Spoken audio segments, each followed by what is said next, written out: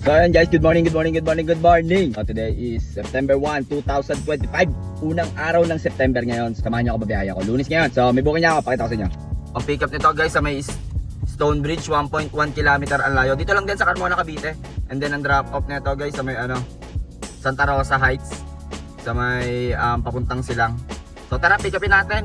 Time check 7:29. So ngayon guys is Monday. Wala na naman pasok ngayon kasi masama ang panahon, no? Ang hali tuloy ako ng gis. Kaya pagod ka, hindi ka late mag-online, di ba? Ikaw ang boss. Pwede ka umaga, pwede kang gabi. So, Santa Rosa, Tagaytay Road. So, sana doon makakuha tayo agad, no? Pa Manila. Marami naman doon. Tambay-tambay lang tayo doon. So, sana lang makakuha agad tayo, no, guys? So, update ko kayo, guys, no? Papunta na ako kay Passenger. Dito lang sa Stonebridge. Update ko kayo, guys. Drop na natin si Madam dito lang sa Puting Kahoy. Sa silang na pala to. So 568 yung fare niya kasama yung toll. And then bumili siyang isang cookies. Okay? So 4-3 date atin doon. Time check 8-7. Malupit yung buhay naman natin. Bumili siya ng isang cookies. Tingnan natin kung makakuha tayo dito pababa ng Nubali. Pero gutom pa ako. Gusto muna umanap ng kakainan ko. Ito kayo guys. Doon guys, kakain sana tayo. Bigla tayong pinasukan ng booking guys, oh. Dito lang ang pick up sa may Rancho Imperial. Dito lang din Santa Rosa, Rancho Imperial. Ang layo niya is 1.5 kilometers. At ang drop off nito guys, pinalayo tayo ni Papa Gio. Terminal to tayo. So tara, pick upin na natin. Time check 8:27 na. Na-drop na natin si Sir. 1455 yung fare niya. Ang binigay niya 15, nag-tip ng 45 pesos. So 878 yung atin doon. So tara, FT muna tayo guys. 10:01 na dito tayo sa Terminal 2 guys. So yun guys, may pick up na tayo. So ang pick up nito dito lang sa Terminal 3 din sa baba. And then ang drop off nito guys, dinala tayo ni Papa G sa may Novaliches, sa may Purview. So tara, pick upin na natin to guys. Time check 11:15. Guys, nakalimutan ko kayong i-update kanina. Kumain ako pagka-drop ko kanina dun sa pasahero ko galing Silang sa Terminal 2. Kumain ako doon, may mga karinderya doon. Ayoko pumick up dun eh. So nag-rolling ako, pumunta ako dito Terminal 3. So saglit lang ako nandito sa parking. Mga 5 minutes lang. Pinasukan na agad tayo ni Papa G ng malayo-layo. Tara, pick upin na natin to guys. So yun, na-drop na natin si Sir dito lang sa may Novaliches. 1225 yung fare niya guys. 678 yung atin doon. Time check 12:19. Layo natin guys, So waiting ulit tayo ng next passenger. So guys, may pick up na tayo dito lang sa Ayala Fairview sa may Andox. Andyan lang siya Andyan lang siya guys, andyan lang siguro. And then ang drop off nito guys, sa Our Lady of Fatima, Quezon City. So tara, pick upin na natin. Time check tayo 12:25. Andyan lang siya. Drop na natin sila Madam dito lang sa Our Lady of Fatima sa QC Novaliches. 140 yung fare niya. 99 yung atin doon. So waiting ulit tayo next passenger. Kailangan makabalik tayo dito sa gitna. Medyo pataas na to, pabulukan na to sa Jose del Monte. Baba tayo dito guys. So hintayin lang tayo, meron yan. So time check 12:37. Standby lang tayo dito. Waiting tayo, may condo dyan. Makakuha tayo dyan, pabalik ng gitna. Tambay lang tayo dyan, hintayin tayo lang. Yan guys, pinasukan tayo ng booking. Dito lang sa Tris Residence, sa may likod natin. Dito lang tayo sa likod natin yan. And then ang drop off nito guys sa may Commonwealth Hospital Medical Center. So tara, pick upin na natin habang nakatambay tayo dito sa Gedli. Time check 1:16. Na-drop na natin sila Madam dito lang sa Commonwealth Hospital. Ang fare nila is 92 pesos. Bumili ng 2 cookies guys. So waiting tayo next passenger. Time check 1:30. Panginahan tayo, rekta na sa source. Ngayon guys, pipick up tayo kay Inday dito lang sa Domingo de Ramos, Novaliches. Drop off nito sa Makati. So kinuha ko na para makabalik tayo sa gitna. So time check tayo guys, 1:36. Drop na natin si Madam dito lang sa Makati, sa Valero. So 598 yung fare niya. So waiting tayong next passenger kay Papa G. Tawag kasi nagtawag dito. So time check 2:48. Guys, dito na tayo sa Makati. In-accept ko na yung kanina. Bumalik ako sa gitna. Hindi ako pinapasukan kay Papa G. So dito waiting na tayo. At least nasa gitna na tayo. So update ko kayo guys. Guys, may pick up ulit tayo sa Bel Air. Dito lang, nandun lang si Madam. Nandun lang So ang drop off nito guys sa ang drop off nito Victory Liner sa EDSA sa Kamya sa Diliman. So tara, pick upin na natin. Time check 3 PM na. Tignan natin si Madam. Bumili siya ng cookies natin. Ang fare niya is 356. 2 cookies binili niya, kinas niya. Alright. So 265 atin doon.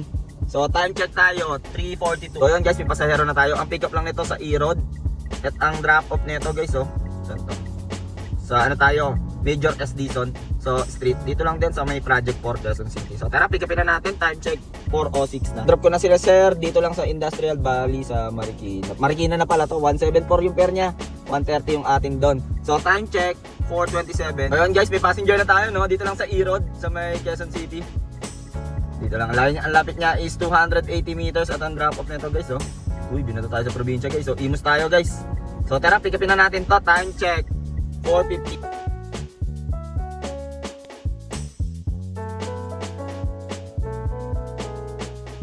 Na-drop na natin si sir dito lang sa Imus. 146 yung pair niya.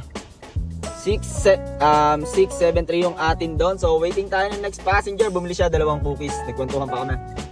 625 na. Doon guys, may passenger na ulit tayo. Dito lang din ang pick up sa pinag-dropan natin guys sir. Country Mile Homes Pacific Woods Park. And then ang drop off nito guys sa ano,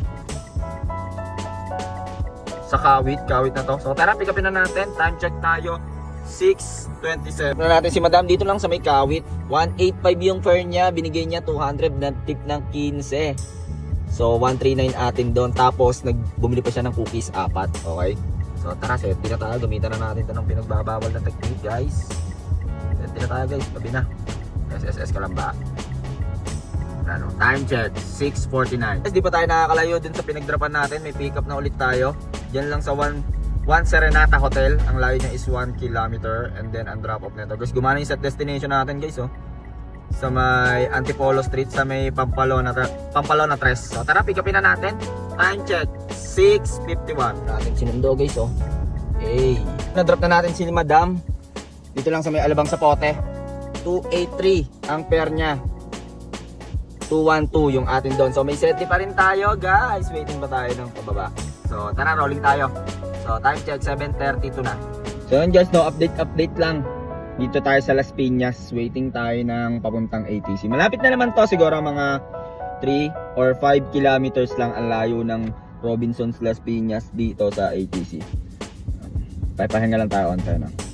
So update ko kayo, nakaseti pa rin tayo. Yun guys, no, update lang. May passenger na tayo.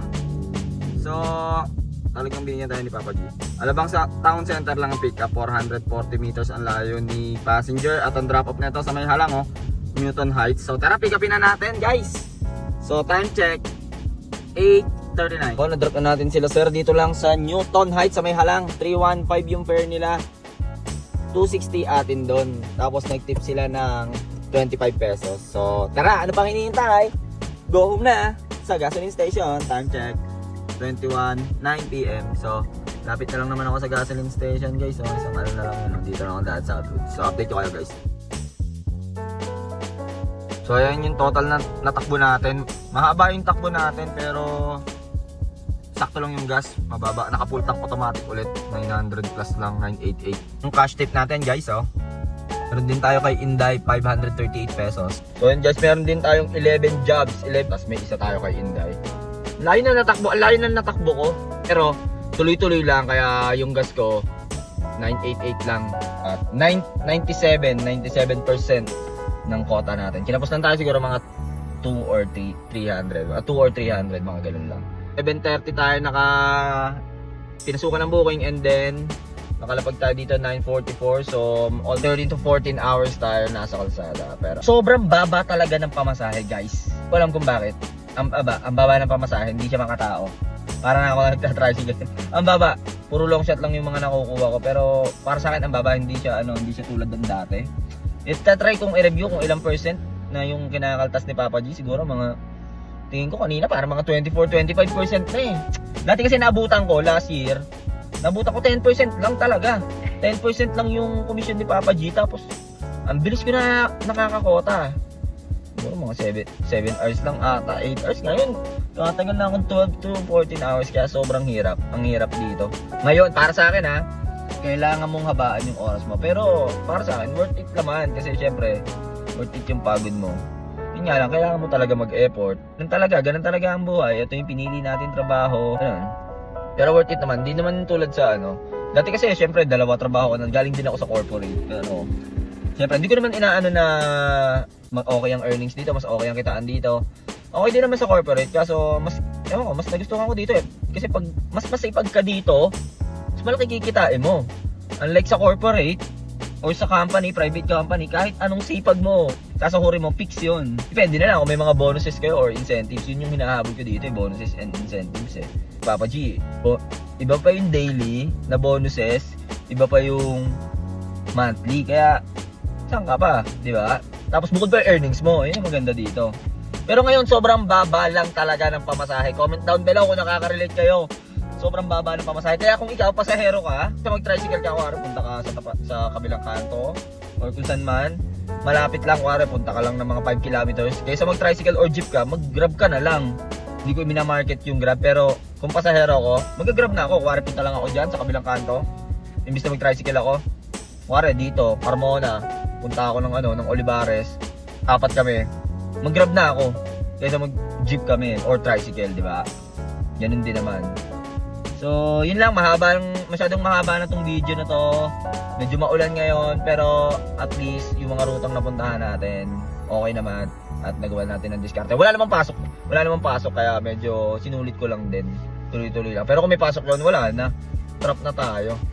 Puro long shot yung mga nakuha ko, kaya okay. So, kung nakarating ka sa dulo ng video na to, huwag mong kalimutan mag-like, comment, subscribe at i-share mo sa iyong kapitbahay yung mga ginagawa ko dito, ano.